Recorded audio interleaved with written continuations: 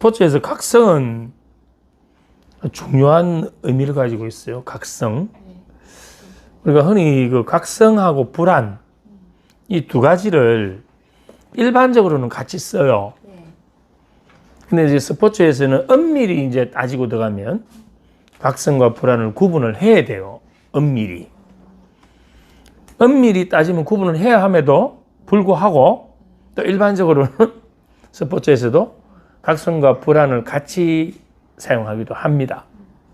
그럼 각성이란 뭔가?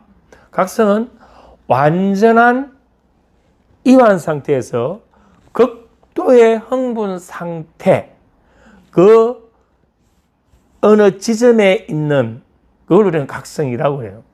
그러면 완전한 이완에서 어느 지점에 있는 것이라는 것은 뭐냐면 운동에서는 그 과제를 수행하는데 가장 적정한 심리적, 생리적, 신체적 에너지를 동원할 수 있는 상태. 자, 그러면 각성이라는 개념은 운동 수행을 하는 데 있어서 심리적, 생리적, 신체적 에너지를 동원할 수 있는 가장 적정한 어떤 그 지점, 그걸 우리가 각성이라고 한다. 이렇게 이제 정의가 되죠. 그럼 불안은 각성과는 조금 개념이 달라요. 똑같이 드러나는 어떤 심리적, 생리적, 신체적인 어떤 긴장이나 이런 부분들은 비슷한데 그 정서가 불안은 일반적으로 여기서 구분할 때는 불쾌한 정서로 이렇게 해석을 하는 거예요. 각성은 불쾌한 정서가 아니고 운동 수행에 필요한 나의 준비 상태를 완벽하게 만드는 것이니까 왜 스포츠에서 각성과 불안을 이렇게 구분을 하는가? 그게 이제 이해가 되죠. 그러면 이제 스포츠에서도 일반적으로는 또 각성과 불안을 함께 다루는 게 이 이후에 나중에 다음 수업에서 이 불안에 대한 또 각성에 대한 이론을 체계적으로 공부를 할 거예요. 그럼 그걸 할 때 이게 각성과 불안을 이 이론에서는 같은 원리로 다룬다. 그럼에도 불구하고 각성과 불안은 엄밀히 구분이 되는 것이다. 여기까지 이제 개념이 잡히는 거예요. 그러면 심리적, 생리적, 신체적 에너지를 동원할 수 있는 상태. 왜냐면 모든 운동은 에너지가 동원되지 않고서는 운동이 안 되죠. 그러면 에너지를 동원하기 위해서는 결국은 뭘 해야 된다는 이야기입니까? 각성을 적정하게 해야 된다. 그러면 양궁은 그 각성 정도가 낮을 테고 씨름이나 격투기 어떤 종목들은 그러한 각성이 높게 올라가야 되겠죠. 어떤 종목이든 그 각성의 높낮이가 다르다 하더라도 각성이 되지 않는 상태에서는 운동 수행이 전혀 이루어지지 않는다. 왜? 완전한 이완 상태에서는 운동 수행이 불가능하죠. 자, 그렇다면 심리적 그 에너지 동원 상태는 어떤 상태일까요?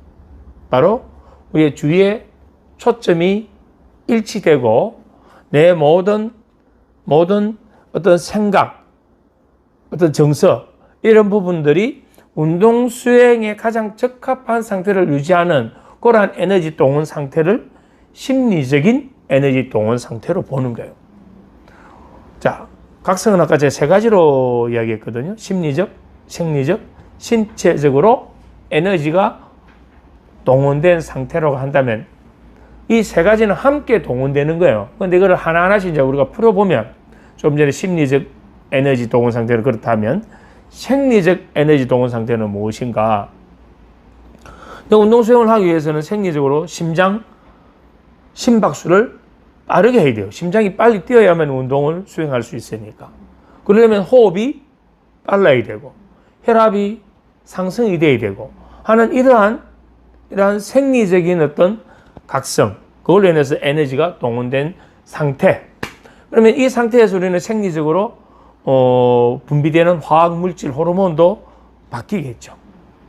자, 그다음에 신체적인 각성은 에너지가 동원된 상태는 근육이 수축함으로써 적절한 긴장을 만드는 거죠.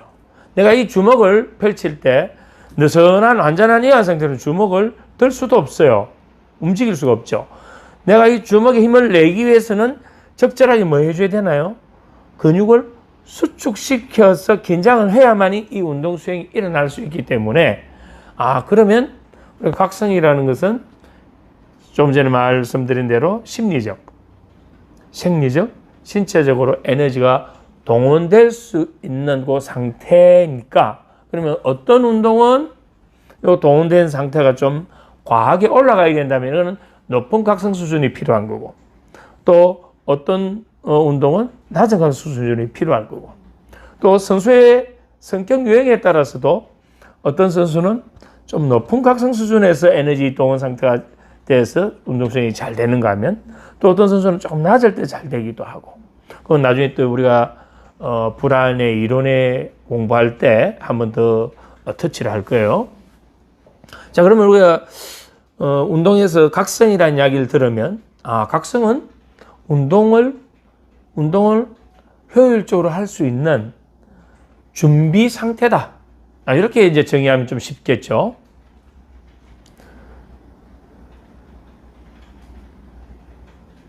자, 그 다음에 그럼 각성과 반대되는 이제 이완이라는 이야기가 나오는 거예요. 이완. 자, 아까 각성이 심리적, 생리적, 신체적 우리 에너지가 동원된 상태라고 한다면 이완은 그 반대죠. 생리적으로 또는 신체적으로, 심리적으로 완전히 긴장이 없는 상태. 이걸 우리는 완전한 이완 상태라고 합니다. 긴장이 없는 상태.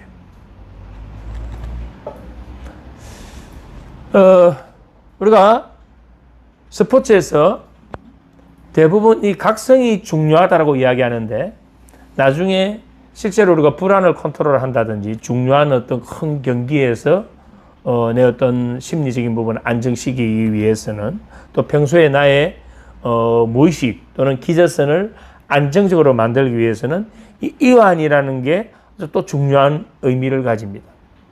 자, 그러면 먼저 각성과 운동 수행을 한번 보죠. 자, 각성이 높으면 운동이 잘 될까요? 아니면 낮으면 잘 될까요? 이 질문 자체가 어떻게 보면 모순이 있는 거예요.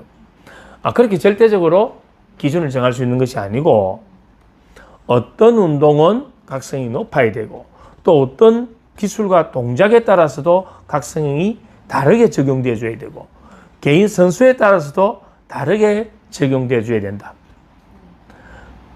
그렇다 하더라도 우리가 각성이 그 종목이었던 기술이었던 그 선수의 성격 특성에 의해서든 간에 거기에 부합하지 않는 너무 높은 지나친 각성이 되면 어떻게 될 것인가? 너무 지나친 각성이 되면 어떻게 될까요? 어떤 부작용이 나타날까요? 오히려 더 긴장하게 돼서 일단 주의의 폭이 많이 좁혀지겠죠. 주의의 폭이 좁혀진다는 것은 운동 수행에 필요한 그런 어떤 자극이나 정보를 놓칠 가능성이 높아지죠. 우리 주위의 폭이 너무 협소하게 될 뿐만 아니고 지나친 긴장, 지나친 경직 상태가 오면 신체 협업이 안 되는 거예요. 협업이라는 것은 우리가 어떤 운동 기술을 그래서 테니스에서 백핸드를 하나 하는데 이 백핸드로 공을 칠 때 손목으로 치는 게 아니다 이 말입니다. 손목도 동원되고 손에 힘도 동원되고 팔꿈치도 동원되고 어깨도 동원되고 허리도 동원되고 그럼 이 하나의 동작을 하는 데 있어서 몸 전체가 다 관여하고 있는 거예요. 여기서 지나친 각성 상태에서는 몸이 긴장이 높은 상태에서 경직되어 버린다면 이 전체의 이런 유기적 협업이 이루어지지 않습니다. 그러면 내가 원하는 대로 파워나 속도나 또 내가 원하는 대로 공을 보낼 수 있는 정확도가 떨어져 버리는 거죠. 그래서 이 각성이 너무 높았을 때 주위의 폭이 좁혀지고 또 신체 근육이 긴장이 되고 이러한 부작용이 나타나 버리기 때문에 너무 각성이 높은 것은 도움이 안 된다. 자, 반대로 지금 적절한 각성을 해야 되는데 각성을 못 한다면 어떤 또 부작용이 있을까?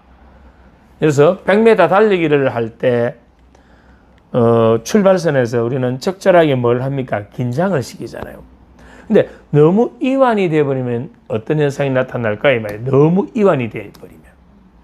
아까 너무 높게 되면은, 각성이 너무 높아지면 심박수나 또는 호흡, 혈압, 뭐 화학물질의 분비 이런 모든 부분들이 부정적인 부분으로 우리가 영향을 미치지만 너무 낮게 되면 에너지 동원이 안 되죠. 쉽게 말하면 너무 풀려 있으면 에너지 동원이 빠르게 반사적인 부분을 어떤 반응을 해야 될 때가 있는데 반응이 느려진다는 겁니다. 그리고 내가 운동 수행에 필요한 주의의 초점이 모아져야 되는데 초점이 흐트러져 버리죠. 왜? 지나친 이완 상태에서는 불필요한 정보, 간섭, 흔히 이야기하는 심리적 간섭이 치고 들어오기 때문에 정상적인 수행에 지장을 초래한다. 그러면 이 각성이 너무 높은 것도 너무 낮은 것도 좋지 않다.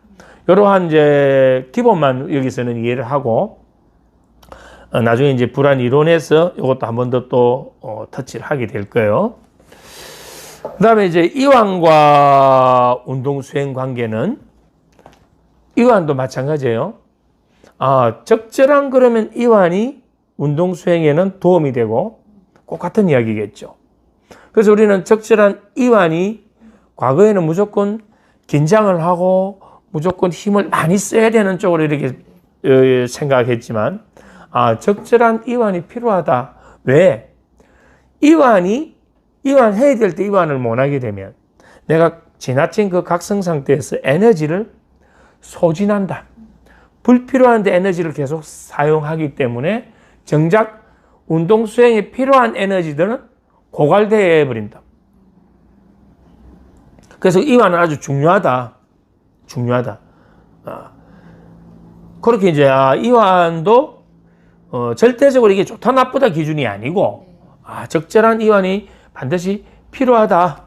에너지 관리 부분이나 또 어떤 유연성 부분이나 또 유기적인 어떤 협업 관계를 이루는 데에서도 이완은 중요하다.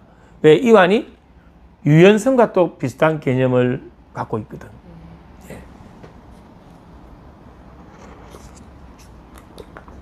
여기까지 이제 들어보면 기본적으로 이제 각성이라는 것은 운동 수행을 위한 나의 심리적, 생리적, 신체적 에너지를 동원할 수 있는 상태니까 아주 좋은 거예요. 필요한 거예요. 각성이 없으면 운동이 없다. 이렇게 이제 정의되는 거예요. 그러면 이완이라는 것은 완전히 내 운동 수행에 필요한 어떤 그런 수축, 근육의 수축이나 긴장이 없는 상태.